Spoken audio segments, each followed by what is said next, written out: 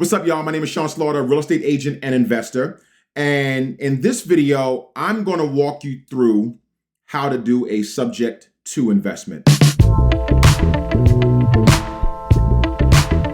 I have two investment properties. My first one was a house hack and it's been rented out for about three and a half years.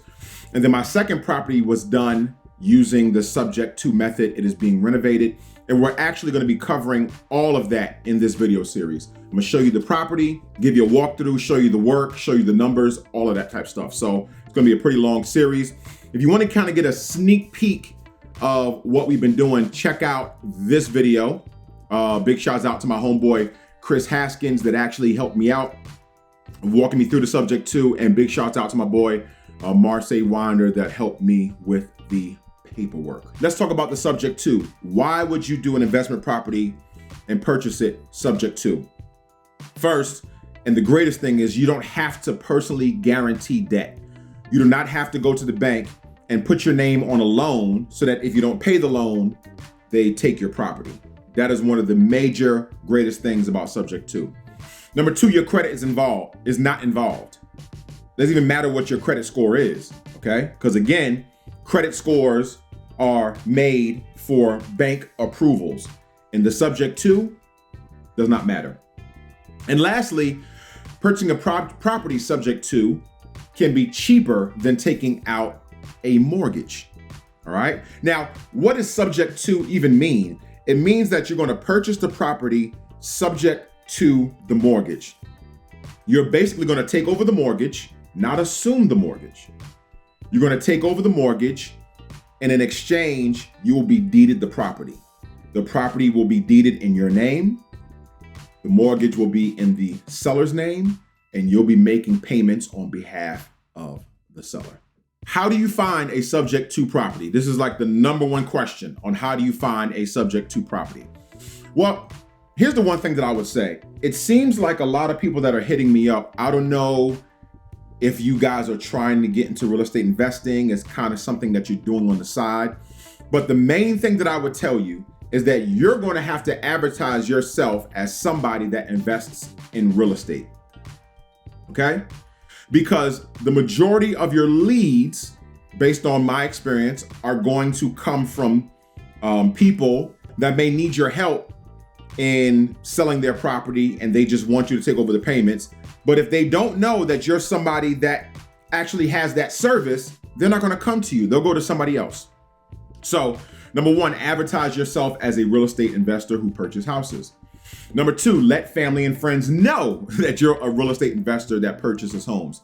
You'd be surprised within your circle how many people need your assistance. I'm a real estate investor, of course, but thinking about even before I became aware of a subject to or how to purchase property subject to, I can say there was at least two other instances that I helped somebody sell their home.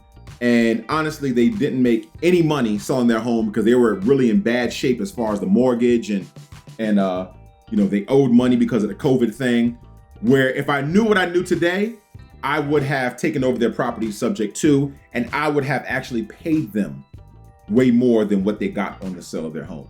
And those people were friends and family. All right. So let your friends and family know that you're a real estate investor who purchases houses. Lastly, I use the MLS. Now, the MLS is the multiple listing service. It is something that us realtors use to look for properties when they first come on the market. And Zillow and Redfin and Realtor.com, they all get their properties from the MLS. I can use the MLS to locate withdrawals, people that have put their house for market and then withdrawed it. Expireds, people that have put their house on the market and their contract with their agent expired, so it never sold. Also short sales, people that want to get out of the house and may owe more than the house is worth. And these are some different areas that I can basically cold call. Look through the MLS, find the data for those people that may be in these situations. FSBOs, you won't find the MLS. You'll find those again on like Zillow and stuff like that. But withdrawals, expireds, and short sales, you definitely can find on MLS. Pre-foreclosures and FSBOs, you can find basically just by really looking through Zillow, or there are other websites and software that can give you those leads. Those are okay. For me, those are okay. What really works for me is creating my brand and people knowing that I do real estate and I'm a real estate investor. And so when somebody has an issue with selling their house, the first thing that pops up in their mind is me. That's actually what I'm trying to do with my videos and different things like that. So that's how you find your subject to properties. Let's walk through the steps on how to execute a subject to. And again, this is in a series of videos. So I'll be going over the documents, then I'll be going over my first subject to and my numbers. So let's just say you've located your subject to property. You have a friend that comes to you and says, man, I'm in a bad shape and I just need to walk away from this property. Man, I just really need help. Do you know somebody? That's exactly what happened to me. And I said, yes. All right, it's me. Okay. Have a conversation with the person to understand their circumstance. Remember, this is how it goes for me. As a realtor and a real estate investor, I am always in the business of trying to help people. Okay. You do not want to be a shark and just be out there to make money off of somebody's misfortune. Okay. You want to be out there helping people.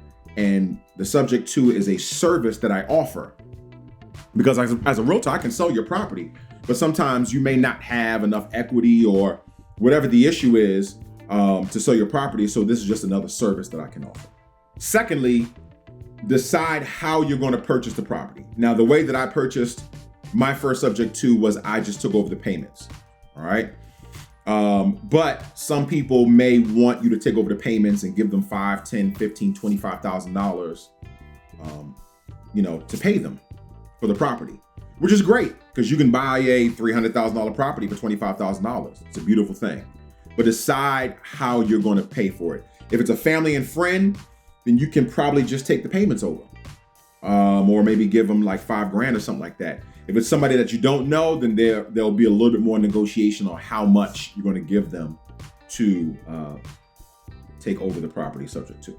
Number 3, purchase your subject to and land trust agreement documents. Okay. This is very important. All right. The first thing I needed to do was, well, I need the documents for this. How do I even execute this? And so thankfully, another investor was able to give me the documents, but these documents are there for purchase. I'll leave it in the link below. I purchased this subject to property using a land trust. Again, big shouts out to Kris Haskins. Why did I use a land trust? Because a land trust, just short and sweet, I'll get more into it once I do the land trust walkthrough, but it gives you certain protections that putting it in your name does not afford you. All right. So I got the subject to documents. I actually purchased the land trust documents, and that's the first thing that I needed. Before I even went to, after I had the conversation with the person, I needed to get the documents so I can execute the agreement. Next, you're going to give it the seller, and you are going to have them sign the purchase agreement. And the purchase agreement basically talks about the price and all the little details of the purchase. On that purchase agreement, as the buyer, you're not going to put your name, you're going to put your land trust, which is why you need to have your land trust agreement as well. But the only thing that's going to happen initially between you and the seller is that you guys are going to sign the purchase agreement. Then you'll fill out the land trust document separately. Again, I'm going to do a walkthrough on how to fill out the purchase agreement. And I'm going to do a walkthrough on how to fill out the land trust agreement so that you can kind of see that. All right, you and the seller, you'll sign the purchase agreement. And now that you have your purchase agreement and now that you have your land trust document, you're going to find a lawyer that does subject to, that allow you to purchase the house subject to. Now, this is the most difficult part in finding a lawyer that does a subject to. Why? Because most lawyers don't want to touch it. And they're nervous that if you do a subject to, it might trigger the due on sale clause. The due on sale clause basically says that in the sale of a property, the mortgage must be paid back in full. Now, from the research that I've done and the investors that I know, they've never had that happen, where they purchased a property subject to and the mortgage says, hey, we want all our money. Typically, the mortgage companies are happy that you're paying the mortgage. If you cannot find a lawyer, go on YouTube, look for people that do subject to in your area. Contact them and ask them who they use. All right? There are lawyers out there that do that. Once you find that lawyer, the next thing you're going to do is you're going to turn your documents over to the lawyer. You're going to turn over your land trust. You're going to turn over your purchase agreement and all the other documents that you have. You're not necessarily going to fill them out. They're going to be blank. You're going to turn them over to the lawyer blank because they'll all be signed during your closing day.